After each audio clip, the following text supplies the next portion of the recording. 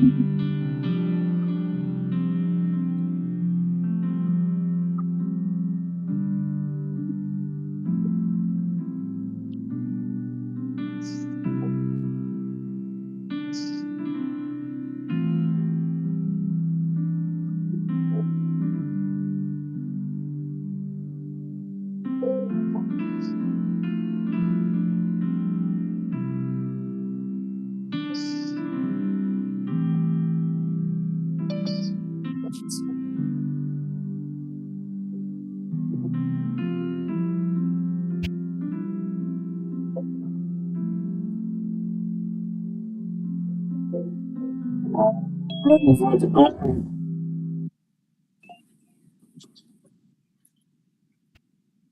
doing it right there?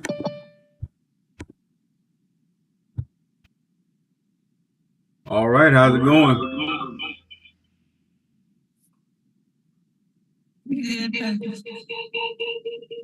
Right. Dr. Cole, I think one of your devices you got to put on mute. I'm trying to figure it out. I'll do it for you. All right. There we go. All right. Good to see everybody. I want to thank you for joining us today for our monthly financial wellness ministry, not financial wellness, our mental health ministry conversation. And I mean, it's so good to see you. If you're watching on Facebook or YouTube, if you do us a favor and go ahead and share the post, we would be extremely appreciative.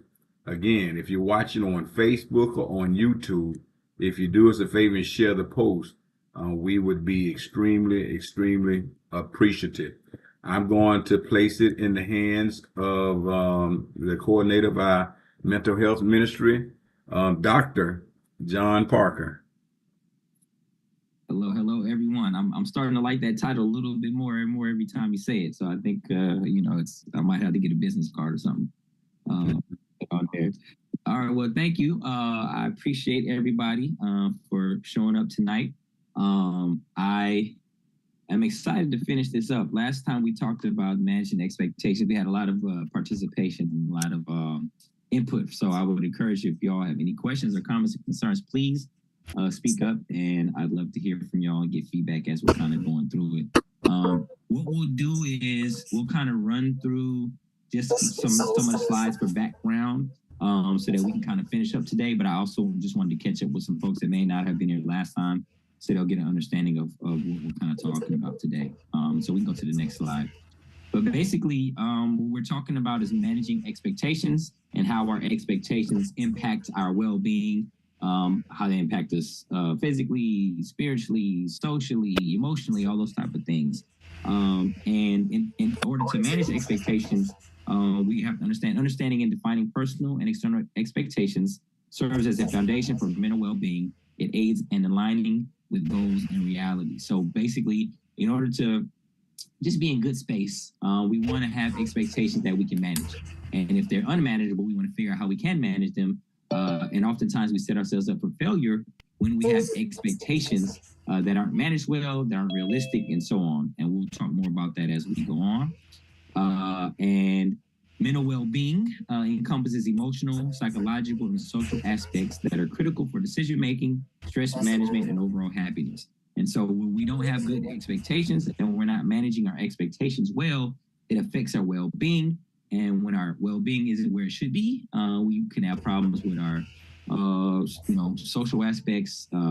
Definitely have issues with decision-making, managing our stress, and our overall happiness can go down. And I guess we can go to the next slide. We were talking about before just expectations and how it impacts our daily lives. And as I kind of mentioned on the first slide, our thoughts, our feelings, and our actions are all impacted by our expectations and how we kind of deal with those. All right. And so this next slide is important. Just to recap, expectations are beliefs about how things should be. And they can be about ourselves, that we should always feel that we should be strong. It can be about others. People should never let me down. Or it could be about situations, and life should be fair as an example that people have when they think that the situation isn't fair. My children say that a lot. Adults say that a lot too. It's not just a children's thing, but I think as we grow older in life, when we start realizing life isn't fair, we kind of have different responses to that. But now we just want to understand that expectations can be about ourselves, about others, and about situations. And go to the next slide. Sorry for my speed, but I just want to make sure we get through everything so that we can have our conversation towards the end. And just a quick recap, our expectations, they come from our families, they come from culture, they come from faith, they come from past experiences. And now, due to the generation that we live in, a lot of our expectations are shaped by social media. They're shaped by Facebook. They're shaped by the latest podcast that we listen to. They're shaped by Instagram. They're shaped by all these different things that I would say previously to the current generation weren't really a real thing. I know that, watching the Cosby Show or different things, you may learn some things or you may, that's a nice show. But I think media and television and movies and music didn't have a strong as a whole as social media does now in people. I know music is, always been a very strong thing, and entertainment has a way of affecting people. But I think nowadays people don't understand entertainment to be entertainment. And there's a lot of things that happen in our culture and have negative consequences because of social media, internet, access to the World Wide Web and all that type of stuff. And so a lot of our expectations have been replaced when it used to be our family of origin that was setting those expectations. And now the internet and culture that is social media set those things. Any questions so far? Again, I know I'm talking fast, but any questions, any comments so far? Not for me.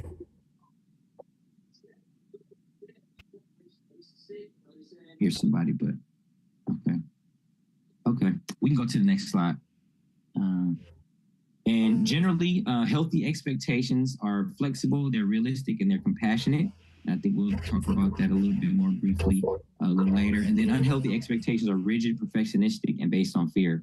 And so basically, when you have flexible expectations, you may walk into a restaurant wanting your favorite meal. And if that favorite meal isn't there, and if you throw dishes around and storm out and kick the door on your way out, that's your expectation of having that meal wasn't healthy. If you can have that meal, hey, you know what? My favorite meal isn't here. I wanted to order number 3. They have a number 7. I'll go with the number 7. Enjoy your meal. Healthy expectations, and it's flexible. You can kind of move the way you need to do. But when the things are unhealthy expectations, every time you walk into a situation and you want it to be the certain way every single time, and it's not that way, it could lead you to having a, conniption fit, as they used to say back in the day, or it might send you to a rage, or it might send you, just send you to a place you don't want to go emotionally. That just means you don't have healthy expectations. And so those are some crude examples, but just the general idea that when we have expectations for things, and if they don't go the way we expect, if we have healthy expectations and we're balanced in life, we can manage those disappointments really well.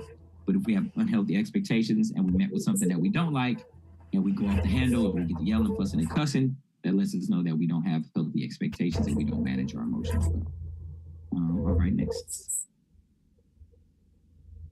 And research kind of talks about when we have expectations and they are unmet or they're unrealistic, it can affect our mental health, and it can trigger feelings of failure. As in, if we think that we should be doing something, say by the age of 30, and we're not doing that thing, we can feel like we failed, but it just means maybe we have unrealistic expectations for ourselves, or maybe we're being too hard on ourselves. It can also trigger anxiety, and it can also trigger depression. And I added that slide because I wanted people to understand that, hey, having expectations that are unmet or unrealistic aren't just something that we should just, glance over. We should really know that, hey, there's definitely some things that can disturb us and disturb our peace, disturb the way we think, disturb the way we do, disturb the way we treat others, that can come from having unmet or unrealistic expectations. All right, we can go on for type of expectations. Expectations, we can have expectations for ourselves. We can have expectations of others, and we should also can have societal, I should say, and church or faith-based expectations. So these are the big 3 areas in which a lot of our expectations manifest outwardly for ourselves, expectations of others, and then we have expectations for our society to be a certain way, and maybe our church or our faith background or groups that we attend should we have expectations for those places to be a certain way. And then we can go to the next real quick. Perfectionism, and we'll stop here and spend a little time here. Perfectionism, we don't always, when we talk about perfectionism, we like to think about OCD, people, being just kind of wanting things to be a certain way and don't like it when things aren't a certain way. And it's not always this big, like glaring problem. Sometimes it could just be a small thing that we don't know is a bigger thing. And when we are so rigid and we refuse to accept any standard short of perfection, it doesn't have to be this grand scale. It could just be like, hey, I've showed my kid how to tie his shoe 17 times, and he's not getting it, and I'm getting frustrated because I expect him to have it on that 18th time. And so some people think that, oh man, perfectionism is just like some just big thing. The point I'm making is that it doesn't have to be some big thing. It could just be some small thing that you think should be a certain way, or should be a lesson should be learned by now, or people should do different things. And when it doesn't go the way that you expect it to go, it could lead to problems for you. And perfectionism is a common struggle, and it can lead to anxiety, burnout, and hiding our true selves. If anybody cares to share, if anybody has any questions or comments at this point, has anybody wrestled with perfectionism or struggled with the idea of them being perfect, or the world needing to be a certain way, or society needing to be a certain way, or your family members need to be a certain way? Anybody want to share anything along those lines? It's the opposite side of that. Could be, so lackadaisical to where it really doesn't matter. And then it's like I was just on this call. I had a meeting at 5 o'clock, a Zoom meeting, and someone mentioned that they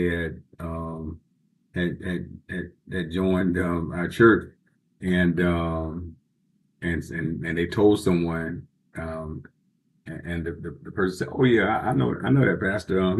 He seems to be a good guy. I don't really hear any stuff about him around here getting drunk or chasing women, and so he seems like to be a pretty good pastor." And I was like, boy, they really have a low bar, a low bar for us as pastors. The fact that we good, but we don't walk around drunk and chasing women. The bar is pretty low. I think setting the bar, and I was just joking about what the person said, but I think it'd be kind of dangerous setting a bar that's too low. You might not be anxious or just bothered by stuff, but then I think you can really not reach your potential if you set the bar too low. I agree 100%. I think that it's most of the things when we have these conversations, it's usually about a middle ground. Like sometimes there is no middle ground, but some things you need to have don't be on the fence about things.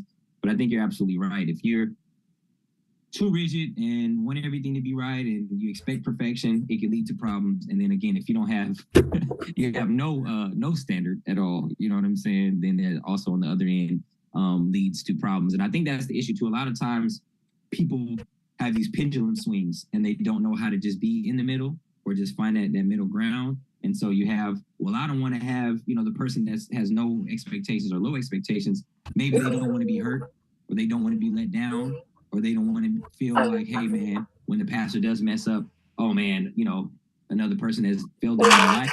And so they have no standard, but that's not good because, hey, you got to have some kind of standards for something. And then on the other end, people just, have weird expectations for things and want things to be a certain way. And when it's not that way, it can affect them negatively. So I'm with you on that. I think you definitely have to have a middle ground. You definitely have to be balanced in that. And you don't want to have no expectations, and you definitely don't want to walk in the way of perfectionism because it's impossible to meet that standard all the time. Close the door. You got it right. What? You turn the TV down. Okay. Anybody else? Yes, I think I've battled a lot of years due to different traumas with anxiety, and when I got the tools that I needed, to break through. No medications, no any of that. I think having false expectations, and I say false for that, going a little light on that, of what I would find when I would find myself in those safe places, church, any kind of groups. I recently had a situation where, I felt like I was in a safe place, but then I was triggered, and it just really, and that's that setting that, you had this expectation because you've deemed it a safe place for yourself, but when you're triggered and then you feel like you're starting all over again.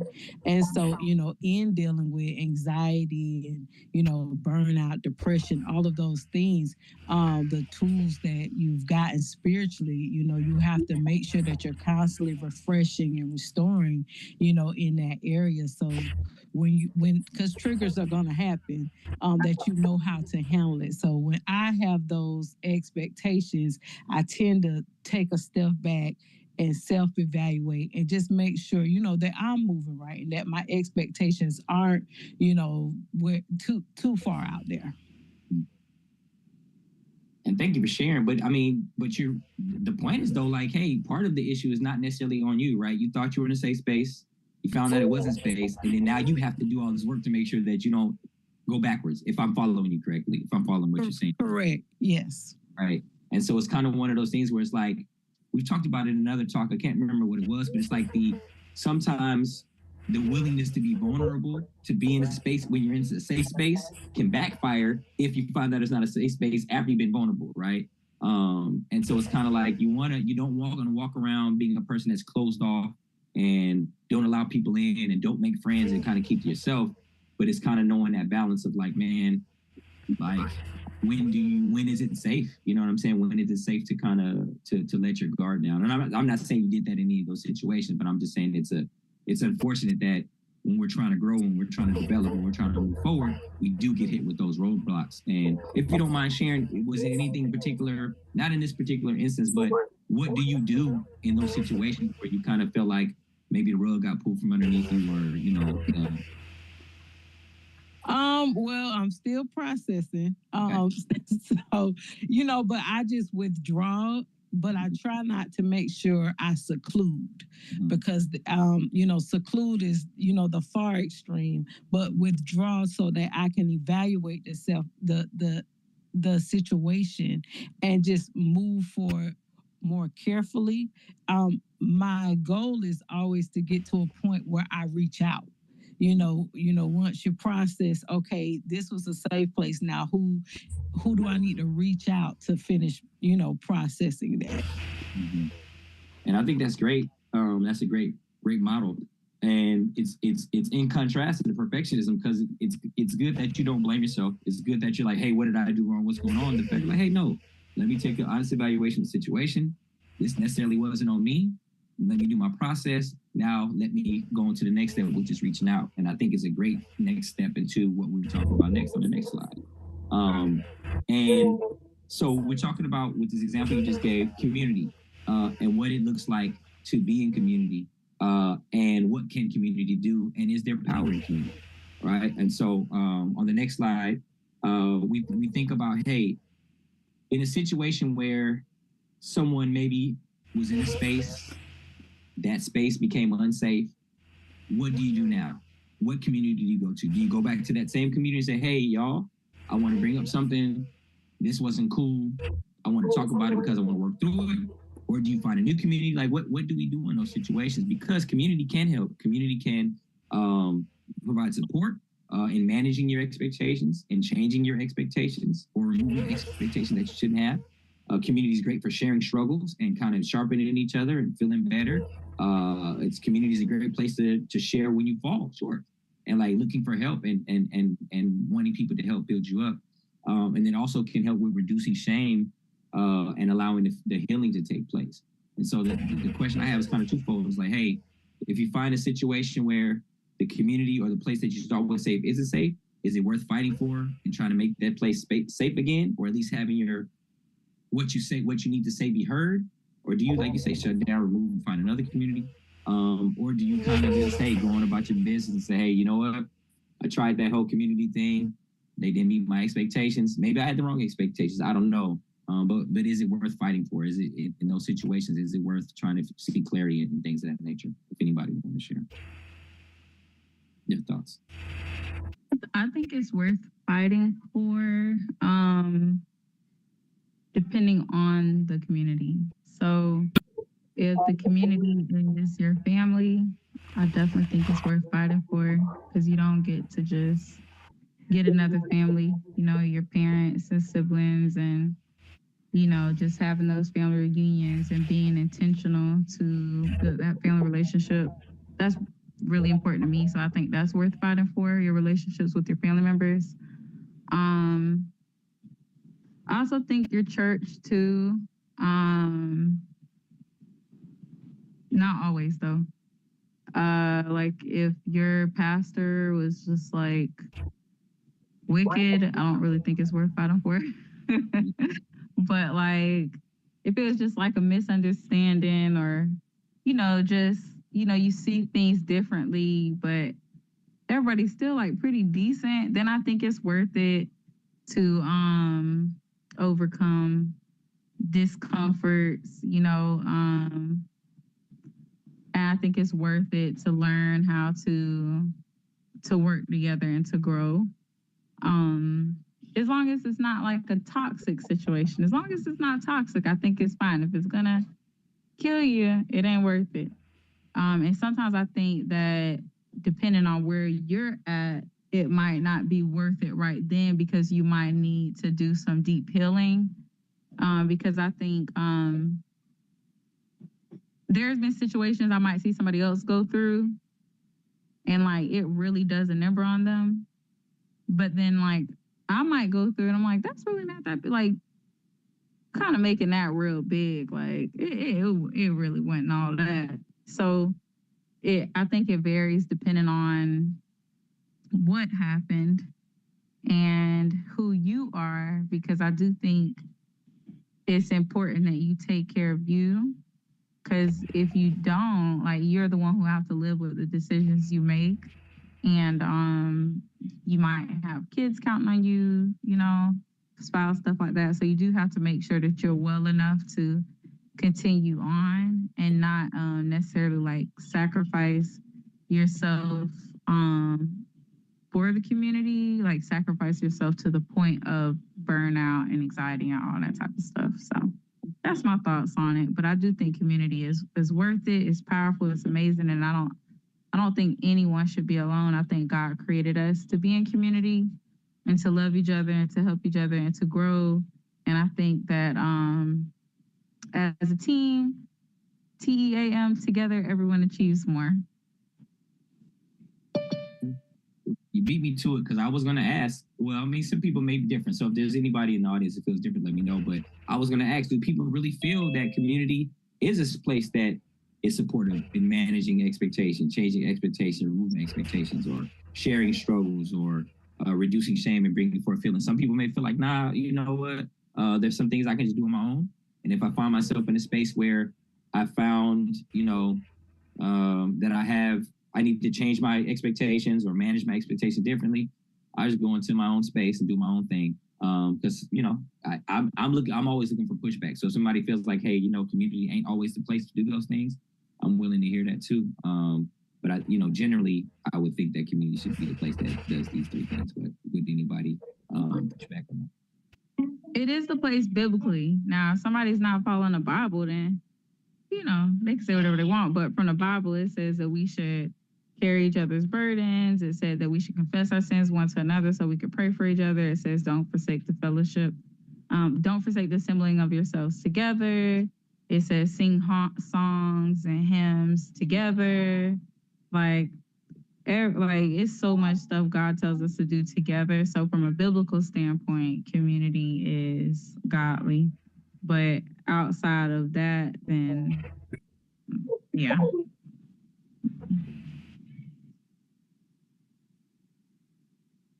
Any other thoughts?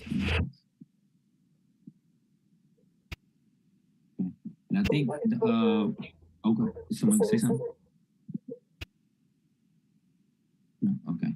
And I think that the only caveat I would say too is like you mentioned, if the community that you're in is not good, then it might be time to either find a new community or figure yourself out. Not figure yourself out, but be in a space where you can heal. Sometimes you got to be in a quiet space. Sometimes you got to get your thoughts together. Sometimes you got to journal. Sometimes you got to read some things. Sometimes you got to be encouraged and lift yourself up. If you're in a space where other people around you can't do that for you, but I would agree 100%. At some point in time, some things are just hard to do on your own. And as much as we may see things to be problems, having a conversation with somebody else, they may be able to provide a different perspective. They may be able to come from a different angle. They may be able to poke holes in your logic and be like, hey, well, you said this, but what about this? And so, yes, there may be times where you have to kind of regroup and gather yourself. But I think overall, when we're talking about expectations and seeing the world through a healthy lens, I think there comes a point in time where we do have to have others around us that can help us see things from perspectives that we may not be able to see on our own. That makes sense. It's a good idea to have multiple communities that you're a part of, because sometimes if you get buried in one community, and even if you are feeling some discomfort, if your whole circle is that community, you might not have the support that offers you a truth that might not be the truth of that community. And so sometimes it's good to be able to hear from somebody else, not necessarily, be that vessel that they always pour into, but just be able to hear another idea, just to kind of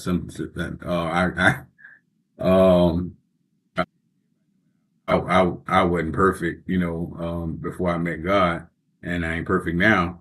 But sometimes, people can make you think that you crazy. You can have some valid reasons for being bothered, and if you're only hearing one voice, and that voice could make you think that you're crazy, because that one voice might have some personal motivations or an agenda.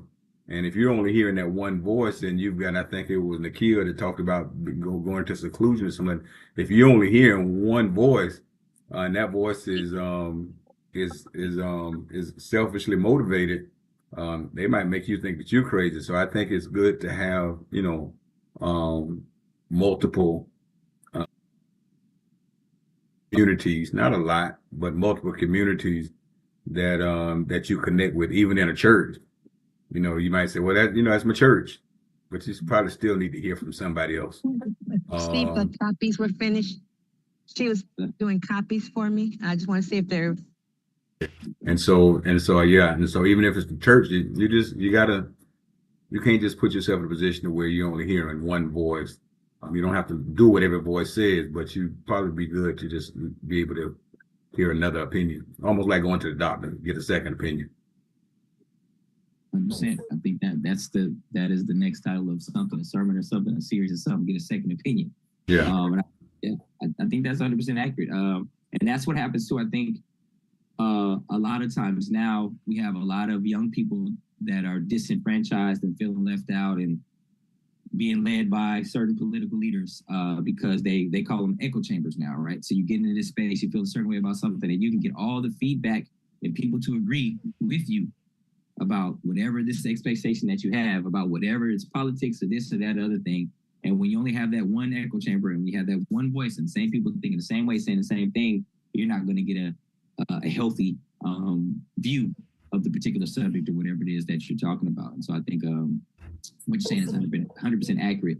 We do have to have multiple outlets. And again, like you're saying, you don't have to, everybody's voice don't have to be the loudest in your head. Of course, you take things to God in the end of things.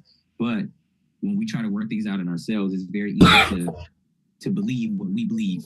And we don't have any output or any input contrary to that, we can be, really believing some crazy stuff. And without that community, without that check-in, it's going to be difficult to, just see things from a proper perspective, a healthy perspective. All right. We can slide to the next slide. So when we talk about when expectations hurt, right? And so when we think about whatever this expectation is for this thing I had, and it didn't go the way I expected it to go. It can strain relationships. It can create misunderstandings. It can increase stress. It can do a lot of things. And so I think that part of why we're having this conversation is that oftentimes our expectations won't get met, or we'll have the wrong expectation, or we need to change expectations. And instead of being able to be fluid and be able to change those expectations or manage those expectations well, it just breaks us down, and it just sends us to a space where we're just unhealthy, physically, mentally, spiritually, whatever the case may be. And so I think there's a thin line between being let down by something and being devastated by something, especially when you have the wrong expectations or when somebody didn't meet your expectations. And if we don't have a solid and healthy foundation going into just life in general, but especially when we're talking about others and expectations, it's very easy to get put off balance when it comes to expectations, just how we're built as people. And so I think part of our conversation is really understanding, like, well, how do we have good expectations? How do we have realistic expectations? How do we really understand when someone makes me feel a certain way based on my expectations not being met or whatever? How do I alter those expectations? How do I change those expectations? How do I deal with the reality of what we are now? And so sometimes people have a way of just being like, oh, well, and kind of burying the disappointment or burying their feelings about the situation. But I would argue that that's probably not the best way. And oftentimes, you don't want to argue with people. You don't want to fight. You don't want to, sometimes having certain conversations with certain people, it's not going to lead to anything positive. But you got to have an outlet somewhere. Because again, if the relationship is worth keeping, you don't want that strain. It can be a bigger issue and a bigger issue and a bigger issue. If it's a simple misunderstanding, you want to be able to, have a conversation and talk about that. And at the end of the day, you don't want to have some type of broken expectation or unmet expectation become a source of stress or some other mental health issue, because it can go that way. And so we go to the next slide. We're talking about, managing self expectations, right? And there's, different expectations that we talked about before. But it's like, I gave the example. This is kind of where we stopped last time. Say if I'm a, 45-year-old man, I got a wife, a couple kids, and if I have this expectation for myself that I should be a billionaire, that I should own a couple islands somewhere, that I should be this, that, and other thing, and if I'm not at that mark, what does that say about me if I'm frustrated by not hitting that mark? And so that's where we have to think about, hey, are these expectations realistic? Where do these expectations come from? And are these expectations helping or hurting me? So again, if my expectations would be, hey, say my occupation of choice was a therapist, a mental health professional, it's going to be very hard to be a billionaire in that occupation. But if I set that for myself at 45 years old, I want to be a billionaire therapist, and I didn't meet that expectation, I got to think, man, is this expectation hurting or helping me? Is it, if I haven't met that expectation and I'm feeling down, if I'm depressed, if I'm feeling like I'm less than, it's probably hurting me. But if it's motivation to get to that billion, then it may be, maybe it could be helping me. But again, is that expectation realistic? Where did it even come from? Is this somebody's idea that got planted in my head a long time ago that's not real, and I shouldn't be thriving for that or expecting that? And so when you think about these things this way, it allows you to, just have a balance in life. It allows you to kind of see where things are, see where you want to go, see where you're trying to get to without falling off a cliff because you haven't reached these goals and expectations. Does that make sense? Any questions there?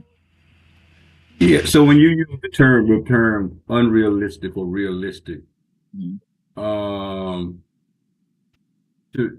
me, I mean, I guess I feel like you got to determine when I hear that term, I kind of associate it with control.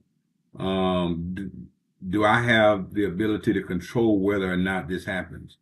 If it's outside of my control and I'm needing some other factor to play a role in it, then I'm not necessarily unrealistic yet, but I'm needing other outside forces to come into play to make this happen.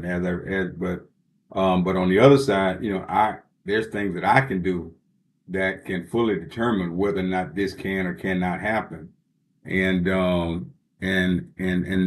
so, like, say if you own a business, or even like say in the way that I pastor, I feel that in most situations, sometimes there's situations that are extraordinary, but in most situations, people can determine there's things that they can do to determine whether or not they're going to be on time.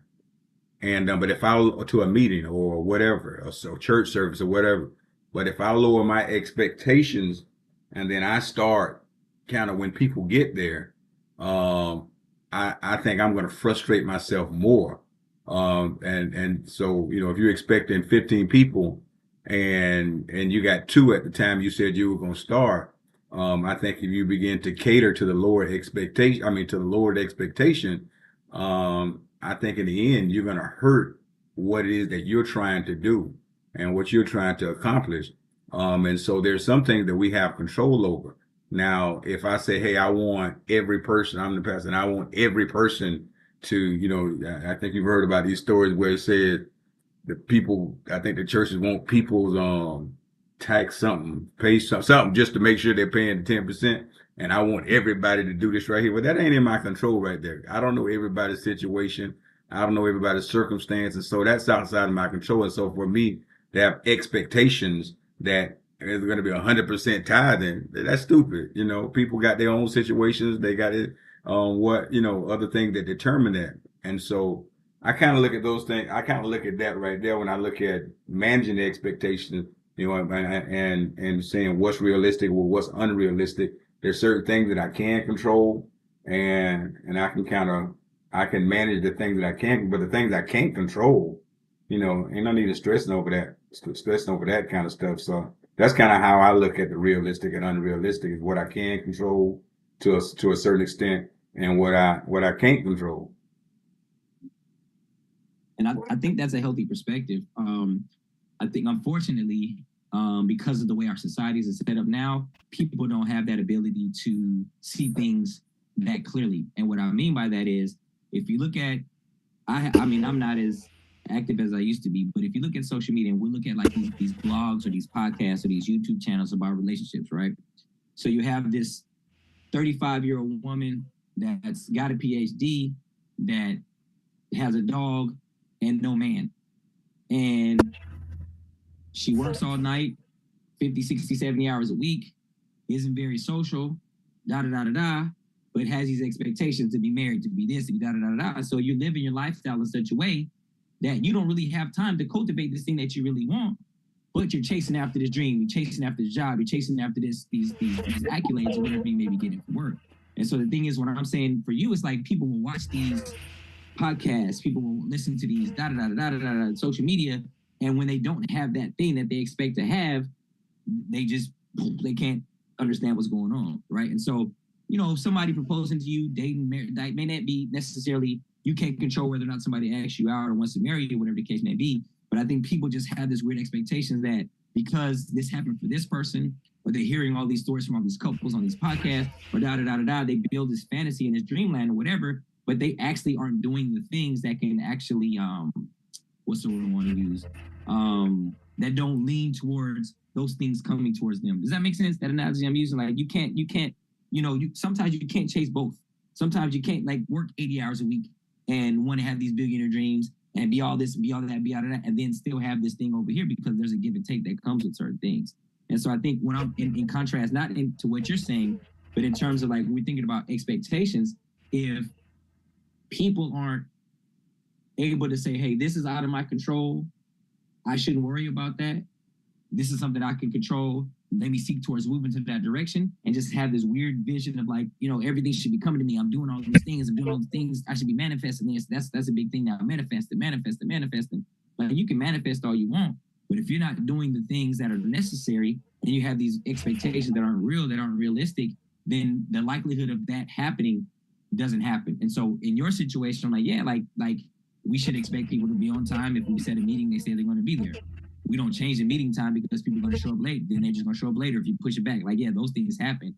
But I think in the world that we live in now, a lot of young people, I would say 35 and under, 40 and under, don't have that ability to even separate what's in their control and what's not out of their control because they're so focused on being able to do whatever they want to do and still have these things come to them. I don't know if I'm explaining that right or if that's even making sense or if I'm butchering this analogy I'm trying to use. Does that make sense? Yeah, I'm getting it. Yeah. And so any questions, any comments concerning anybody not following me with that analogy? I might have lost the audience when I said 35 years old with a PhD and a dog, but you want a man. It's controversial. No. None of us understood. I also think expectations, you build on your expectations. You know, as a manager, when I started, I could have no expectations, but I knew I had to build them to, make my home walk in excellence. So, now I can have some of those expectations and make sure that, they're just not so far out of reach. So that for me, that's realistic. But in managing, and this also ties into community. Social media allows us to float between all kinds of communities. If I don't like this, I could like this page. I could follow this person. I could float in communities, but it's actually, not realistic to life and how we live it. And you have to be mindful of that when you're like church or these groups. You don't want to constantly be moving, so you have to constantly reflect on your expectations of those different areas outside of social media. And when you're when you get in and your expectations aren't being met, I don't want to walk away. I want to self reflect and see, okay, what can I do in this area? Like, something simple as I expect when I go to a support group or when I go to church or whatever, I expect to feel welcome. And when I don't get something as simple as that, do I move or do I process? Do I hide away? I think just simple like that, that's a simple struggle that's every day for people when walking into groups. So I just try to manage my expectations, and sometimes I think it's better just to go in and not have them and build them while I'm in the midst of it. I like that. Something I was just thinking about is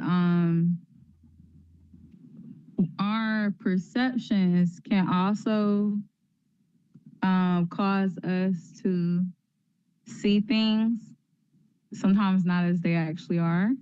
So I'll give an example. Yesterday I got a call from my insurance company because we had a whole car accident and stuff like that. And I was frustrated with the news about them wanting to total our vehicle because I'm like, dang. And so my perception immediately became negative because I was mad. And so I was convicted. I had to repent. But I was a little snappy with the person on the phone. And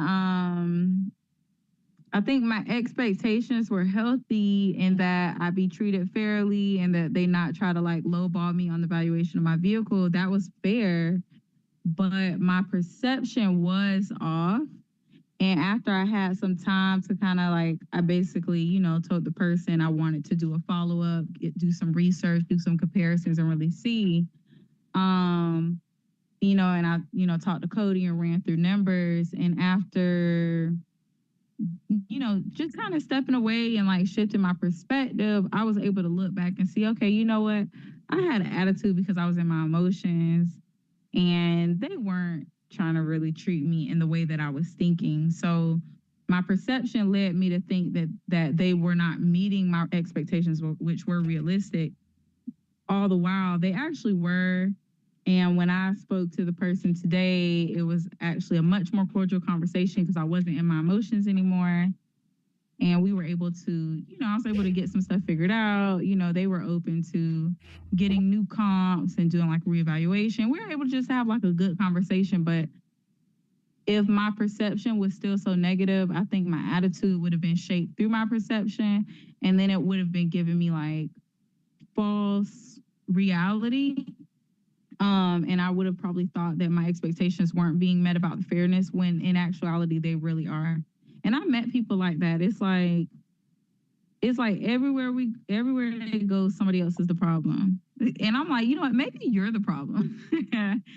You know, maybe your expectations are right, but you're actually the one who's just not seeing things right. So I don't know, I was just thinking about and I've been in situations like that where people, you know, they just be so much in their emotions.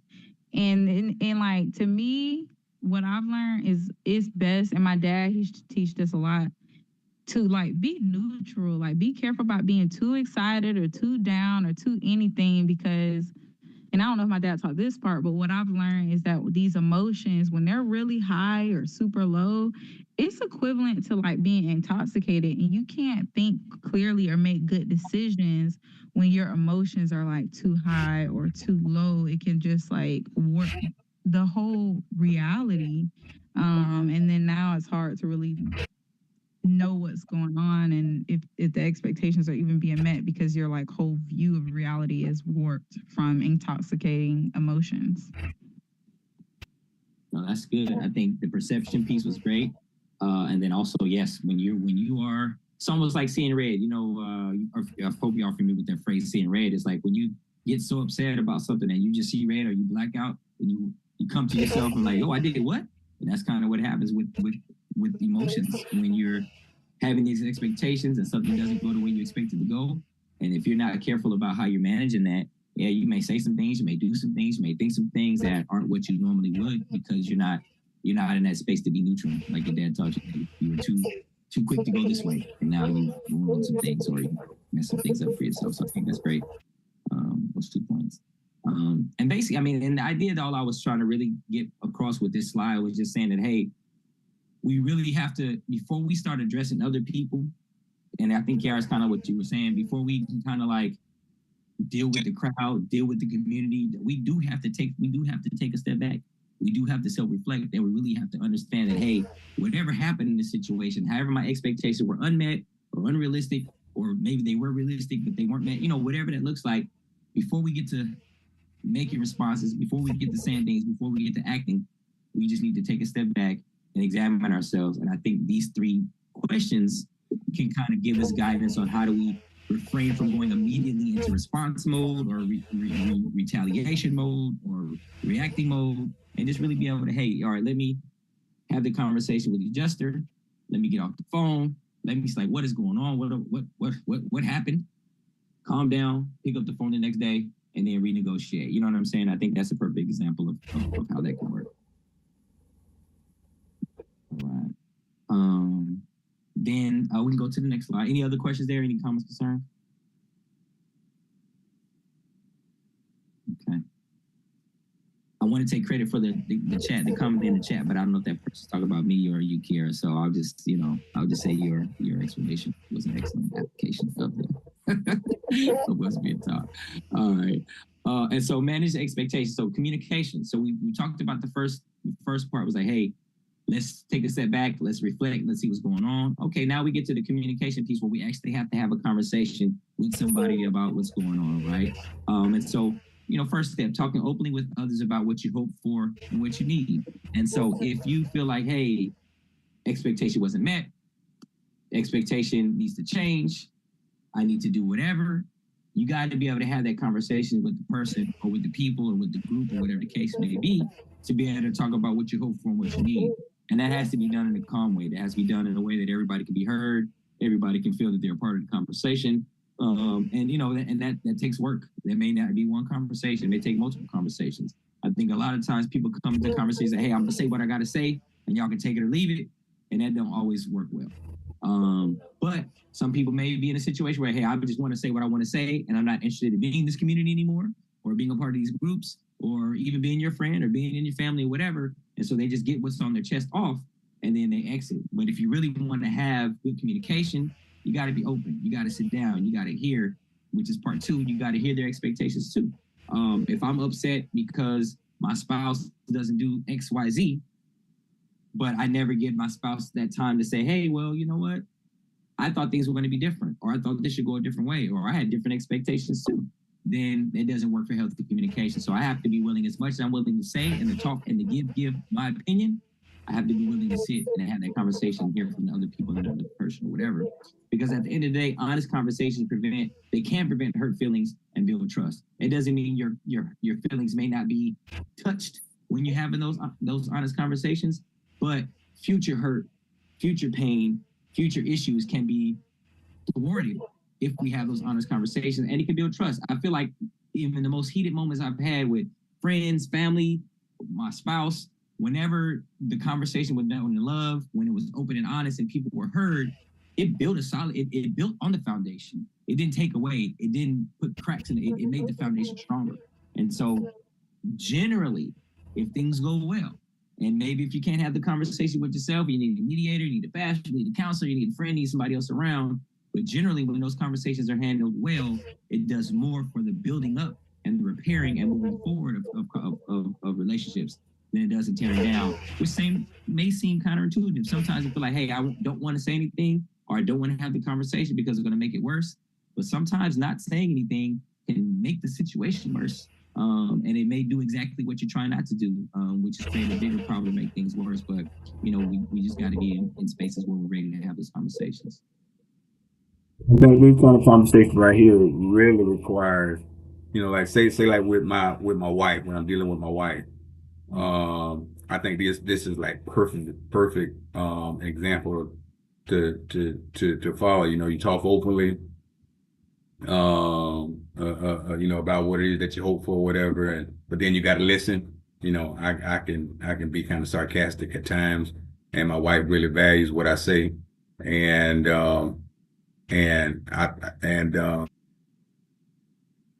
I see that a certain way of saying something, really hurts, I got to listen to that, and just be real honest. But it takes trust.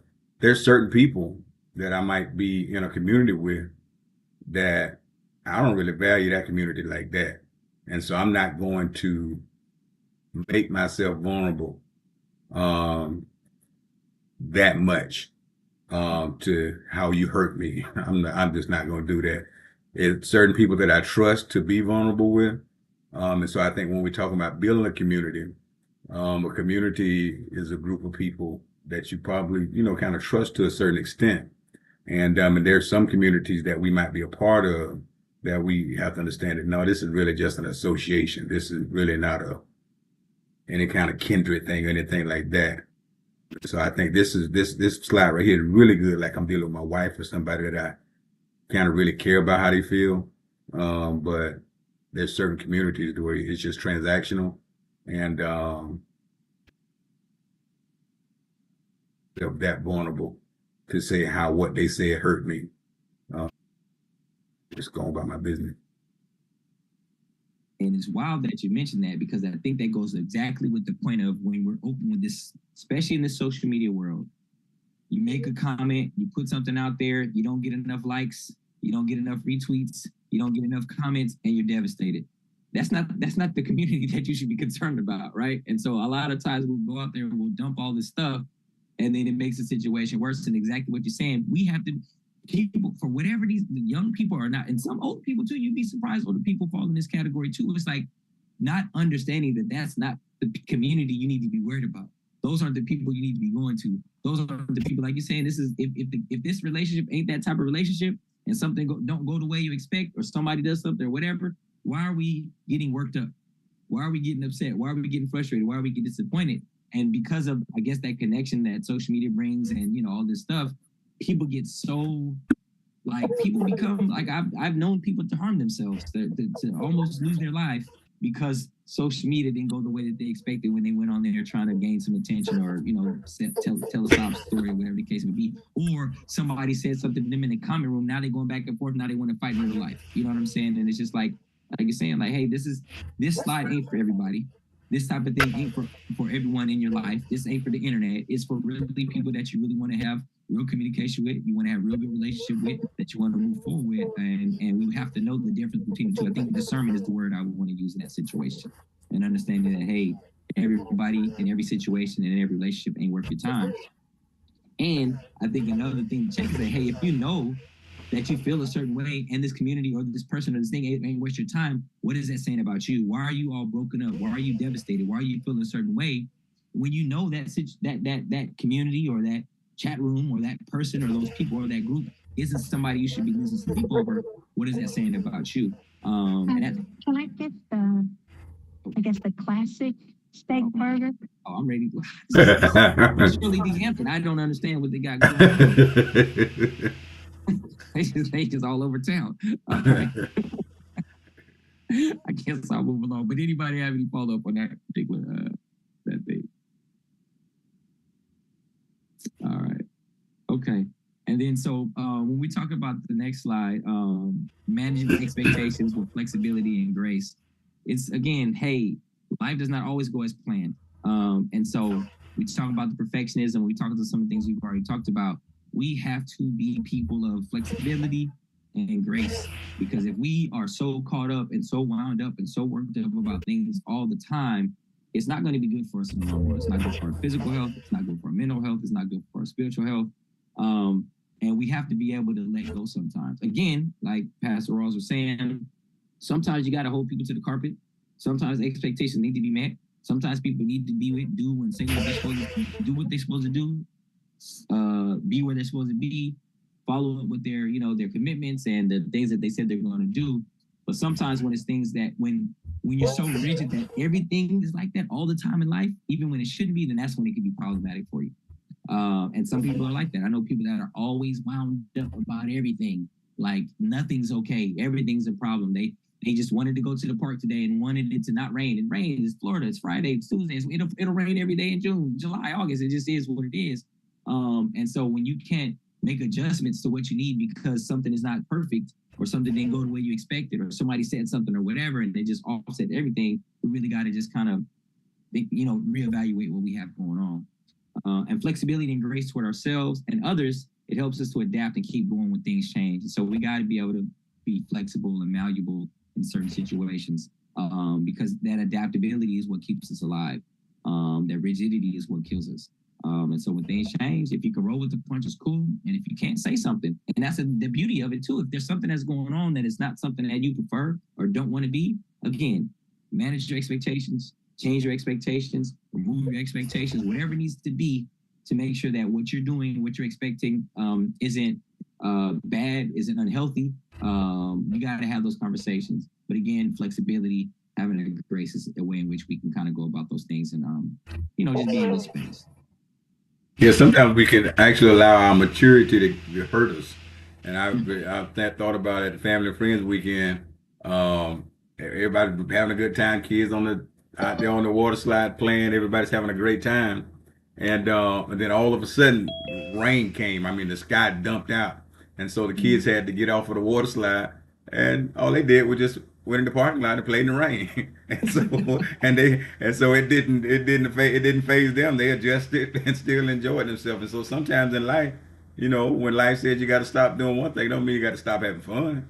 You just make an adjustment and keep going and doing what you're accomplishing, what it is that you need to accomplish in life. But just because the plan changed, don't mean that the objective was canceled. See, so you got me wanting to get in this ministry thing that y'all got going on. Boy, that's another sermon right there. Go play in the rain. You know what I'm saying? Go play in the rain. Go do something different. You good. I like that one. Okay.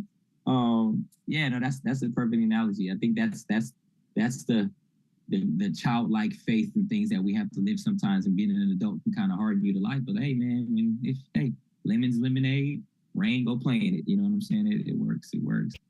Okay, all right.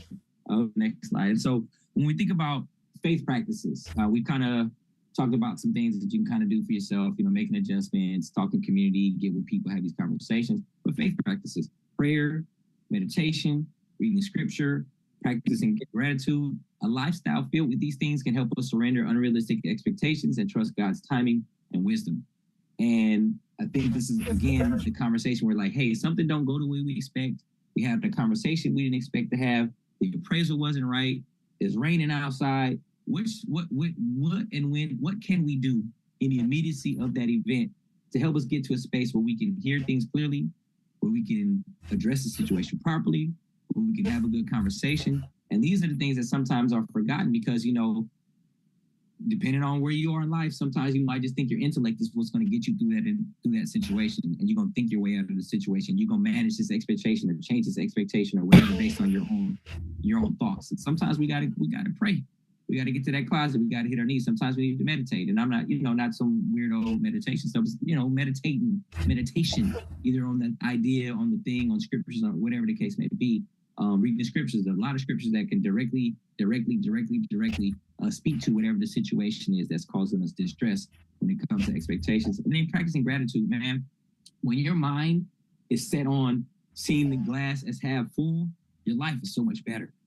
When you're gratitude, when you're grateful, when you're practicing gratitude, when you're grateful, when you see things for being half full, it just changes your life. But when you're walking around as somebody that sees your life, your glass is half empty, it's going to be very difficult to be flexible, to have grace, to show someone, you know, consideration, because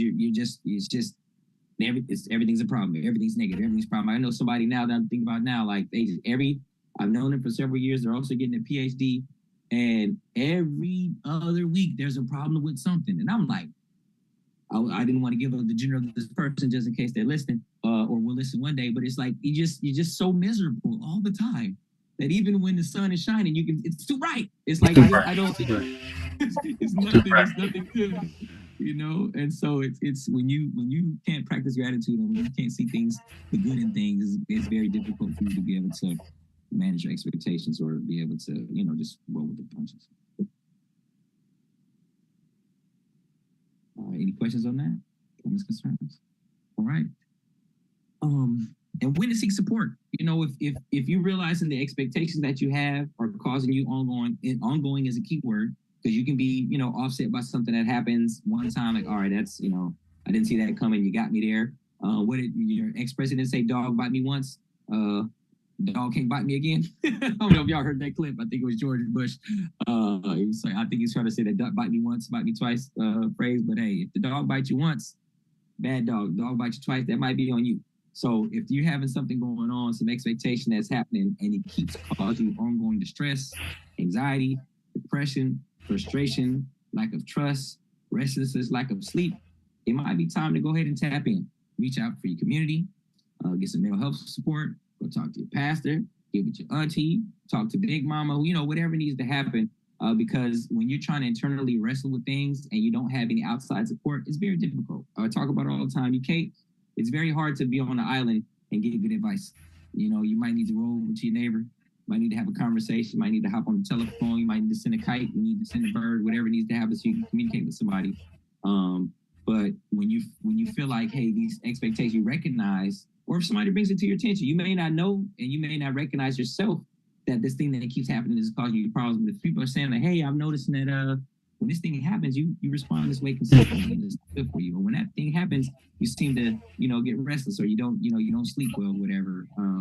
And that goes to say we also need to pay attention to how our body's responding to things. I tell my wife all the time, I know when I am anxious about something, when my sleep gets disturbed. Like, I'm very good at navigating through the day, managing what I need to manage, doing what I need to do. But when I notice that my sleep is off and I'm not able to get deep, restful sleep outside of having 3 kids and all the other stuff I got going on, the raccoons getting caught in my traps every other night. But outside of that, when I'm just restless and tossing and turning, I can't sleep, something's going on. And so that's when I have to check in and figure out, okay, what's going on? Do some prayer, do some meditation, talk to my family, talk to my wife, see if she's noticing anything. Because, you know, seeking support is very important, and oftentimes we'll bury things and we'll suppress things that we'll keep pushing because we're supposed to keep pushing. We got to be strong. We got to be this. But eventually that just leads to an early checkout, stress, strokes, heart attacks, all that type of stuff, poor mental health, all those different things. And you don't always have to be in contact with the sage or the wisest person. Sometimes stupid advice can help you. You know, be like, God, dog, that was stupid. Okay, I know what I'm not doing now. And so you don't have to, you know, lower your expectations even on your advisors. Sometimes stupid advice will make it click in your head like, oh man, I can't even believe I was leaning that way. Now let me go ahead and straighten up. So you'd be surprised about who could give you advice, whether it was wise or foolish. that just helped you click and look back towards what you already knew inside anyway. I love it. That's another sermon. Keep some stupid around you. And that's funny because it's like I've always, when you say that, it reminds me of just growing up. It's like, man, some people like to learn by example, and then some people like to learn from their own bump in their heads. And I've always been a person like, if somebody has shown me the consequence of that thing, that's exactly what I'm not going to do. Or in my defense, sometimes I feel like I can maybe do it a different way, and maybe I won't get caught. But today, what you're saying is right. Keep some stupid around you. When you had that conversation or you see what's going on, you're like, that is not what needs to happen right now. I think that's good. Instead of trying to improve on the stupid, just recognize that ain't gonna work. Yeah. And move on about your business. I love it. I love it. I love it. All right. Any questions there? We're close to wrapping up. We can do another exercise, but if somebody wanted to talk or had a conversation or any questions about anything or wanted me to explain something, this is a great time for that.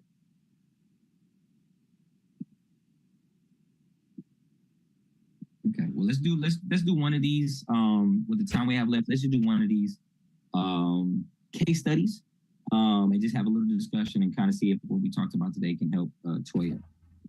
So I'll read it. Toya is a devoted church member who always volunteers for events. It should be sings in the choir. I don't know, that says signs in the choir. Maybe she's, maybe she does sign language. She signs in the choir. Or no, that does say sing. Oh, I need some sleep. That does say sing. I did that right. Okay. And rarely misses a Sunday service. She believes she must always appear joyful and strong because she thinks that's what a good Christian should be. When Toya begins to struggle with anxiety and sadness, she hides her feelings, fearing she'll disappoint others or let God down. Over time, the pressure to meet these self-imposed expectations leaves her feeling isolated and exhausted, making her symptoms worse. So I wanted to have some conversation about that. Clearly, I'm tripping because I thought that said signs, it said sings. But when you think about this paragraph here that we read, how might Toya's expectations of herself contribute to her mental health struggles? Based on what we have here, when she begins to struggle with anxiety and sadness, she hides her feelings, fearing she'll disappoint others or let God down. Over time, the pressure to meet these self-imposed expectations leaves her feeling isolated and exhausted, making her symptoms worse. So how might Toya's expectations of herself contribute to her mental health struggles? She's a perfectionist. Okay. Talk to me. She believes that, she do believe in herself, but she's doubting due to what is around her. And it's causing her the anxiety and sadness. So it's a bit of perfectionist that's in there too, to the desire to do things perfect. Yeah, I agree. And what could help her is reaching out. Maybe the head person in the choir or a choir member, or, she likes to sing. So, talking with someone that has some of the same gifts and callings as her. That's very key. Having a conversation with somebody that's doing the same thing, that could be a good voice. I think it would help if Toya had a good understanding of what this thing called church is. And church is made up of different people at different moments in their lives, and some people refer to it as a hospital. And so, yeah, there may be some happy people in the hospital. They happy they made it to the hospital. But there's some people that's still in pain and sit in the ER and wait in the waiting room waiting to be seen. And so I think she probably needs a more realistic understanding, so she doesn't have that pressure on herself to fake it. Sometimes you got to be honest that, hey, I'm here to be fed today. I'm here to be poured into today because I really am. And just be have a realistic understanding that in this place right here in the hospital, it's not expected for everybody to be healthy. And I think it's key, exactly what you're saying. It says she believes she must always appear joyful and strong because she thinks that's what a good Christian should be. So somewhere in her life, somewhere in her walk, somewhere in misunderstanding some scripture or something somebody said, or maybe somebody told her that. Maybe somebody said, hey, in order to be a good Christian, you always got to be smiling. You always got to be strong. You got to be showing a good face, because if somebody sees you and you're sad and you're crying, they may think God ain't good. So, people just say wild stuff, right? And so I think that's part of it too. Like you said, she needs to get a better understanding and understand that, man, God meets us in those places. You know what I'm saying? When we're down, when we're broken, when we're hurting, when we're struggling, that's where God meets us. And if someone is not able to be in a space where they're vulnerable, we've kind of talked about it before. You got to find some space to be vulnerable to have those conversations. But I think at the end of the day, like you said, man, we oftentimes do not properly assess our even thoughts or the way we think about things or the way we view the world, the way we see things. And she could be falling victim to her own self, just falling victim to having the wrong perspective on things.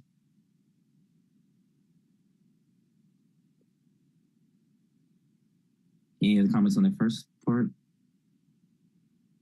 All right.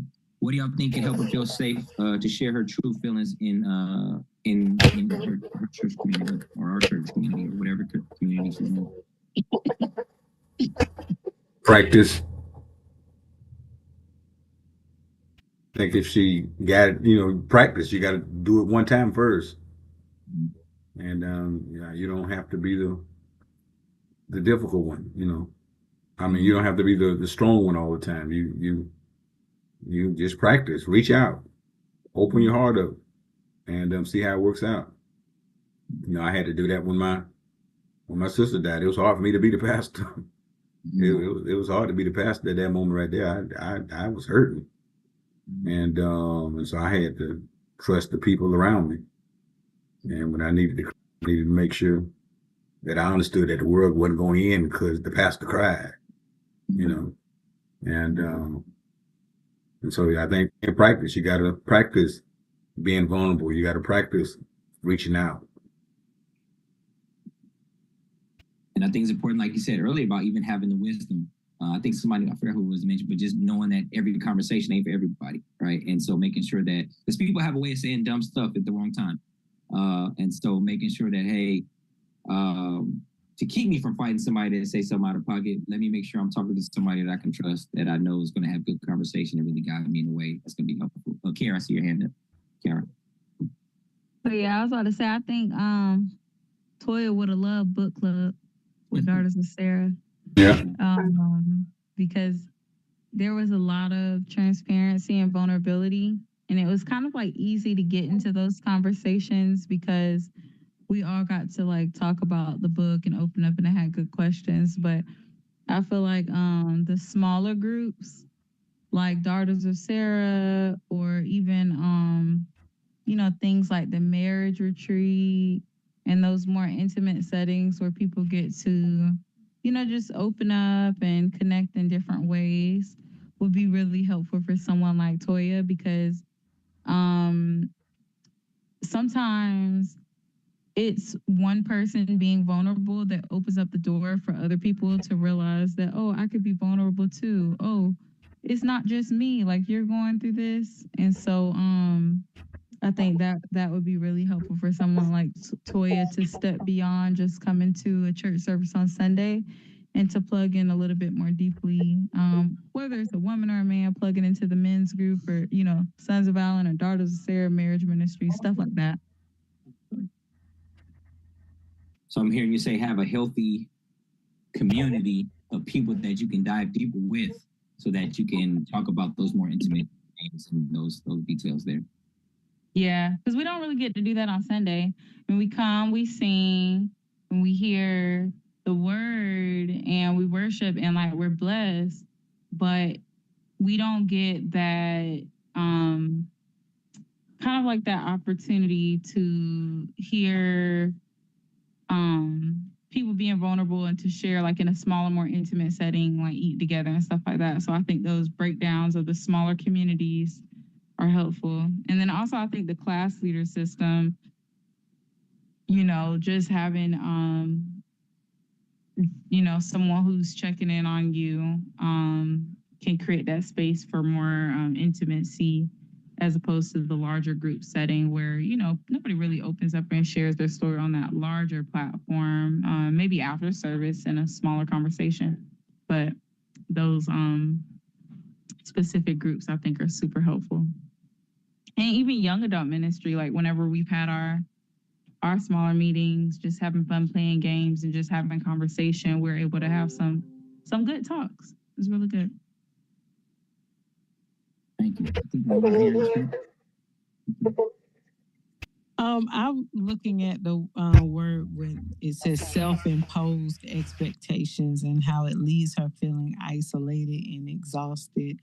And I think, growing up, my dad was, an addiction counselor, and he raised us to communicate. So every week we had a round table and we talked about our week and we set expectations. Sometimes he gave us the expectation for the following week. And that builds, those expectations in you. And I see Toya as that she's always been church. She's always worked in the church, probably got pastor, deacons, or whatever. And so, she has these childhood expectations of what church should be and how she should be in it. So when she doesn't feel successful in that, then she's struggling secretly because she's supposed to be in another place, in ministry, and she's not hitting those targets, and so reaching out in smaller groups, and that would definitely help her grow in community, um and grow in her church, above all, and grow spiritually, because she it sounds like she's used to being on the forefront and on this platform, but everybody needs to take that moment to embrace the smaller groups.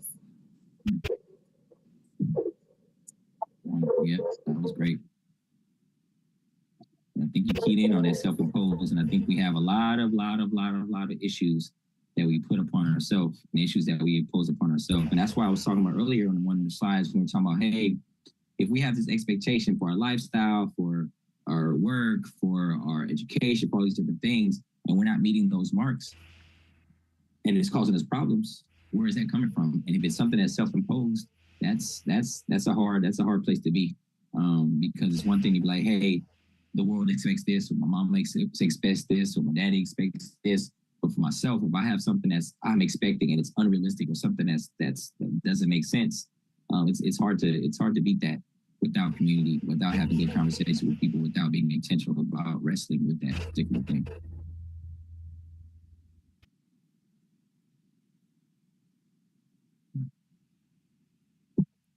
Any other thoughts on Twitter?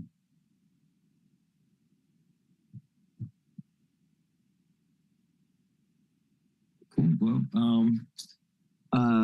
Rev, I'll ask you. I mean, we can maybe do one more, but for the sake of time, it's 8:17. As far as one of these vignettes, but I think everything's pretty good. It's probably about that time. I think we had a good healthy conversation. Yeah, well, so for me, this whole conversation, just talking about managing expectations, is, again, comes from me having conversations with clients and really people really just being unable to push past or move past a problem that they have with themselves, with someone else, with their expectations of the world when things aren't fair, and really not having the tools to, work against themselves and the feelings they have about these expectations not being met. And so one of the things, again, how do we change expectations? How do we manage our expectations? How do we understand that these expectations that we have aren't realistic? How do we be fluid? How do we, have grace for ourselves and other people? All of these things come to play when we're talking about managing expectations, because at the end of the day, expectation is a very, very, very, very, very, very, very, very powerful tool in both helping us if we have good expectations, or breaking us down when we have bad expectations. So I just wanted to thank everybody for joining us on that, and just go out there and be good, be great, have those conversations. If you didn't take a screenshot of that slide, I hope you can remember it. But I think it's good to have effective communication. Make sure that we're willing to hear other people when they have something to say, and allow those conversations to help us grow and build better foundations. All right, good stuff. We appreciate you so much, and feel free to share this slide. Go back and have a conversation. Sit down and sit and watch it with somebody close to you. Y'all can discuss it. And but we look forward to seeing you again soon. Bring somebody to church with you on Sunday, 10:45.